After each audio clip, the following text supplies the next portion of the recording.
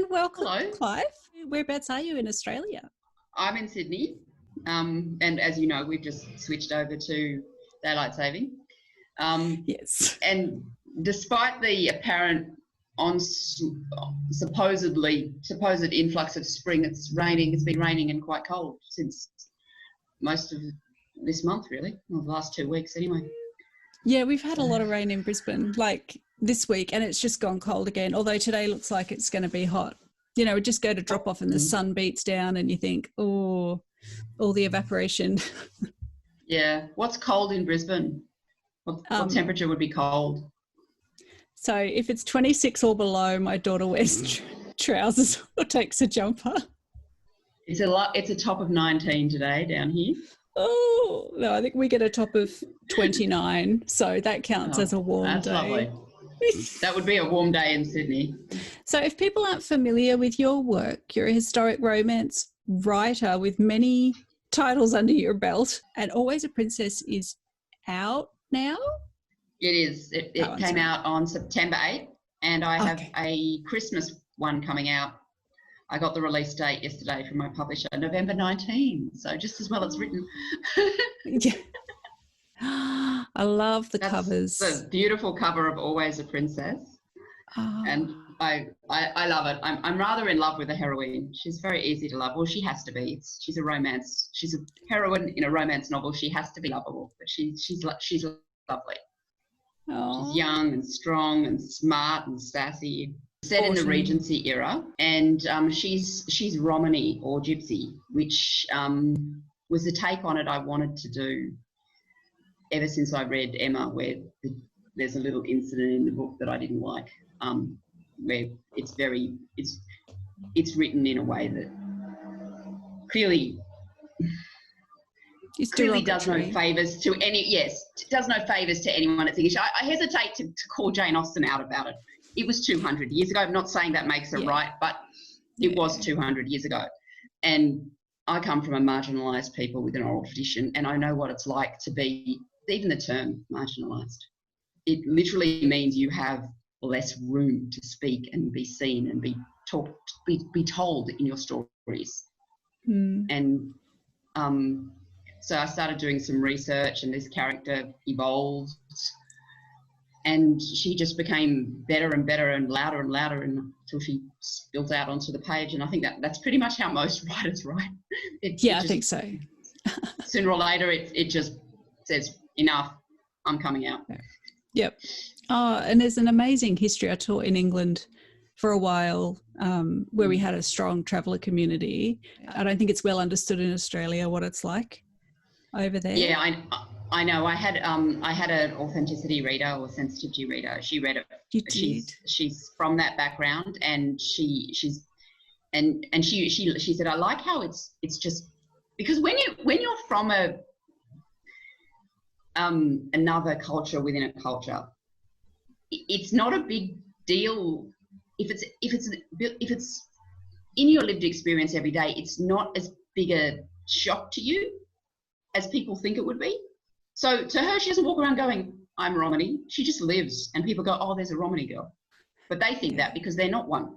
Yeah. So the dominant culture's got no idea what it's like, what it feels like to be born into a place you will never quite be a part of, no matter what you do, no matter how you try, it's not possible because there's no room for you.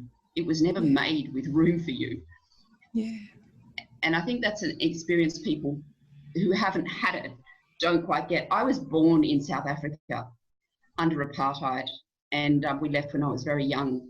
But, that's a country that coded all of that horror into its laws. And they basically made it very bluntly clear who was allowed and who wasn't, and what kinds of people could exist in their systems and who had to live outside of it. I don't know if a lot of people know this, but the Gypsies were sent as convicts to Australia and also to African colonies and to the Americas in an effort to get them out of the UK.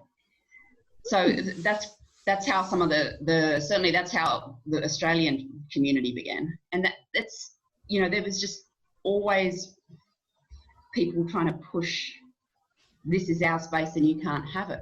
And it's something I think a lot of people with some kind of history of prejudice can relate to. I mean, no one's experience is exactly the same, but if you know what what it feels like to be told you don't belong here. Yeah, and it's systemic in institutions, but also in our culture, that nomadic peoples aren't to be trusted, that there's a preference for settled nations. But then the nomadic peoples who belong but who are excluded within the system. So it's not like you can leave. Like where we lived, the travellers were part of. They had lived there for longer than I had. They'd lived there for generations, and they belonged, and yet they could never fully belong. And so it's like being, excluded and invisible within your own community. It was a big education for me. But I'm glad I was prepared and forewarned by all the other teachers. I had to be told, because I had no idea what a traveller was. I'd never heard the word before, because in Australia we don't use the word traveller, and that's how they self-identified as travellers. So that was why we used that word. And I don't know if it's acceptable everywhere, and I hope that's not offended anyone, but they called themselves travellers in this little pocket of London. And without that education and that understanding. But how did I get to that age with not ever having known what was going on? I never had a book that sort of, the most I'd read was, Mill on the Floss, where she runs away with the gypsies, or Jane Austen, or I had no idea. Because it's an oral culture and it's a different language, there's not a lot in the English canon that does. There's 2 universities that I could find in the UK that have Romany studies units. This is fairly recent though. And they talk about how their unit is, the University of Hertfordshire, who I was in touch with, is one. And there are also, within the community, a traveller isn't always a Romany or a gypsy, and not all gypsies have a problem with being called gypsies, but many do. And that was, one of the things I had to decide, because in my book, she probably wouldn't be called Romany in the 1800s. They wouldn't have had any problem throwing the word gypsy left, right and centre as a pejorative or whatever. But I had to make a decision. I'm not writing for people reading in 1814, and I didn't wish to be hurtful. That wasn't the point. Yeah. And I have a note in the back that explains that. It says if it can be harmful and I can avoid that harm, then I will.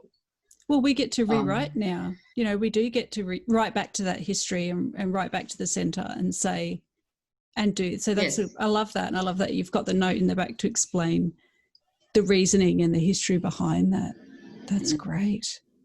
That's something, my little girl goes to school now and she learns a whole different story of Captain Cook than I did 30 years ago. Probably 30 is probably fairer.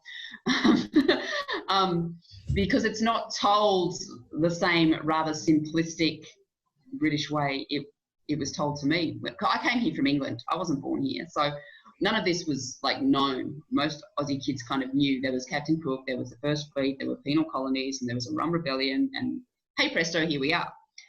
But I didn't know that from the get-go, so I kind of came into primary school in the middle of everything and sort of went, oh, okay, who's Captain? And my parents bought all these books for us to get up to speed, but now all of that history has been rewritten. Not that it didn't happen, but the perspective through which it is told, seen, repeated, understood, and appreciated is broader. And that can only be a good thing, because I'm a writer, and the broader the perspective, the more stories there are. Yeah, definitely complicating it is a good thing. Yeah. And how is your other protagonist? So obviously you've got is it a dual narration? You've got the guy narrating as well, or is it all well, it's not in first person, but there's her perspective and his perspective. Yeah. You have to keep them fairly even, and if you do err on the side of imbalance these days, just in the genre, it needs to be the woman's. And just to be clear, not all romance is male-female, but that happens to be what this book is. I have had a go at writing shorts that aren't, but so far, I don't think I do it very well, honestly. So that's a learning curve for another time. That said, one of the best writers I know who writes male romance is a woman, and her stuff sells like hotcakes. So, you know, there's the. I mean, it's called romance for a reason. You romanticize everything, and actually, I was very pleased that the sensitivity reader picked that up. I said to her, it is going to romanticize the Romany, but it's also going to romanticize the English. That's what the genre does, and you have to understand that about romance. We've all had our hearts broken, and if we didn't have those experiences, we wouldn't want to read a book where that didn't happen. Yes, so it romanticizes male-female communication. There's no way people talk to each other, even now, with the kind of candor that people in romance novels do. Yeah. Yeah, we all have to do that. We all have to go there. So is he? So tell me about him. He's a captain in the English Army, British Army, and he's just on his way back in 1814 from what should have been the tail end of the Napoleonic Wars. So he's coming home. The whole spectrum of events takes place between about February and May of 1814, which on the larger world stage, Napoleon was on his way out. He was imprisoned in Elbe. I think he surrendered in May or June, and they all thought the wars were over. And actually, the book that's coming out for Christmas, everyone's all panicking because it's a few months later, and they're all worrying about rumours of escape, which, as we all know, did indeed happen. And the wars were not over till the following year. But there's things that the Romany don't pay a lot of attention to because it doesn't affect them. They cannot serve in the army because they won't trust them as soldiers. So they don't get, and they're not interested. They're interested in their family. Their sense of family is very strong and very different to the way the English do it. And I tried to juxtapose those two value systems, those two cultures. But at the end of the day, the hero's, the way he prefers to see the world rather than the way he's been conditioned to has more in common with a strong sense of family and a bone-deep appreciation for caring and honour than the way he was raised. And so he chooses... Am I allowed to give away the ending? Should I give away the ending? Well, it is the romance genre. So I believe we can assume that something goes well. Yes. I've just been involved in this discussion on Twitter where someone was like, has anyone ever read a romance where it didn't end happily? I'm like, well, then it wouldn't be a romance now, would it? The genre a tragedy. The genre has very specific rules, and that's the biggest one. It's got to have either a happily ever after or a happily for now. Frankly, I'm not that fond of the happily for now. The idea, you have to give the impression that they end up together and that it will last beyond the book. So they close the book and they think, right, that couple is cutely together now. Yay them. Because if they end going, hang on a minute, then it's not a romance. Possibly a cliffhanger, possibly a mystery, possibly chick lit with romantic elements, but not a romance. The genre is very big on it's got to have the HEA. Yeah. And that's what we call. Okay. And people have been arguing about this for years, but I really don't think there can be an argument. Well, I think I would be, and if I pick up a romance, I expect to feel fulfilled at the end and have my expectations met, as with every genre. And I don't think that you can vary the tropes, and what's your favorite trope to around or play with? That changes a lot. I'm not terribly crazy about the forced into marriage one or accidental marriage where they come to love each other later. I don't mind a false engagement or a bit of subterfuge here and there. Fake engagement. Well, that one just translates through history in so many ways. Yeah. Yes. And interestingly, the betrothal, as it's properly called, because the word engagement, I'm quite fussy about not using the words out of time. I just wrote, the one that's coming out in for Christmas is a Christmas novella with some of the same side characters from Always a Princess. And one of the characters the heroine is an artist. And when I'm describing her paint, I can't say I had to check if I could say turquoise. Yeah. Because I needed to check when that was invented. I was cool. Yeah. 1200 AD, but I just had to check. But yeah, and access because of expense and how would they afford certain paints and I love that. And it was very expensive. I mean, that's why artists were starving. You had to go and get gold flecks to have gold paints to paint your religious portraits of whatevers. And then you had to go without food because gold flecks are not cheap, even back then. So, it was an education. I enjoyed learning about how to be an artist in the 1800s. And women could not attend, not surprisingly, life drawing classes with male models. Oh, yes. Well, but the men could be trusted with the female models. Oh, that was fine. Well, painted them for donkey's years, haven't they? Yes. Anyway, so that was interesting. But the captain comes out of the army and he's a little bit disillusioned. He's found that his opportunity to be promoted. He's quite clever and he's earned a lot of money playing cards to purchase his next commission. Then he finds no one will offer him a commission for sale because of something his father's done to offend the generals that have it within their gift. So he goes home in a filthy state of mind, stopping on the way to duel someone whose sister he can't even remember insulting because he spends a lot of his time drunk and in bed with women, as one does in Regency England when you're a duke's son. He's the duke's son, but he's the second son, so his life is somewhat purposeless because he's not the heir. Yeah, he's the backup. Yeah, and he doesn't really appreciate that. And then he meets the Romany and he sees how differently they run their family and their dynasty and all of that. Royalty among the Romany is very different to how the English understand it. And I mean, she is a princess, but she's not the queen, or she's not going to become the queen or anything like that. Her brother is the prince, and their father is ill. And I kind of borrowed the illness. I said it was similar to the English kings. Kind of borrowed that from King George. And therefore, the prince and princess more or less speak for their people. Okay. Yeah. But the Romany concept of royalty has been claimed over centuries by various families and tribes, and bottom line is if a family is rich enough and powerful enough among the gypsies, they'll just say, I'm the gypsy king, and so it will be. Or others will say, no, you're not, I am, and they work it out.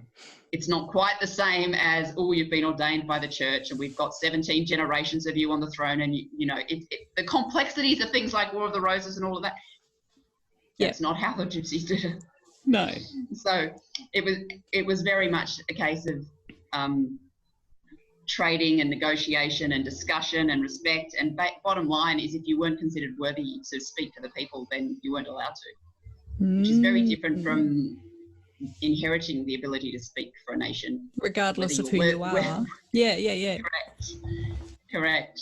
So they, and then that obviously all goes as it does. Oh, it's hard not to kind of just like say, isn't it?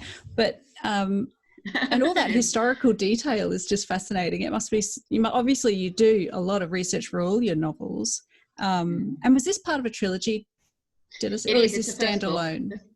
It's the first book. It can be read as a standalone, but the second book takes on the Gypsy Prince, the Romany Prince, and his story, her brother, basically, who is a lovely character in this book. And actually, one of the reviews on Amazon said, I really hope he gets his own book. I'm like, funny you should mention that, because it's literally sitting on my desk waiting to be for the edit to be taken in as soon as the Christmas one's finished.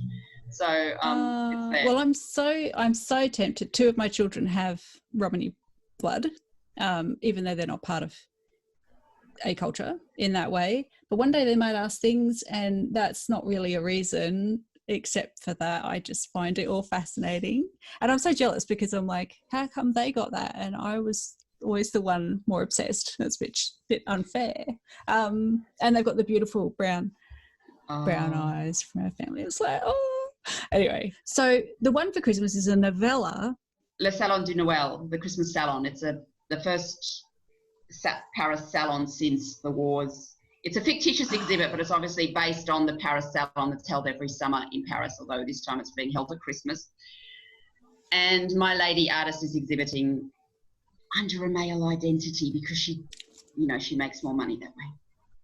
And another the hero of that piece the hero of that piece is an old schoolfellow of the hero from Always a Princess.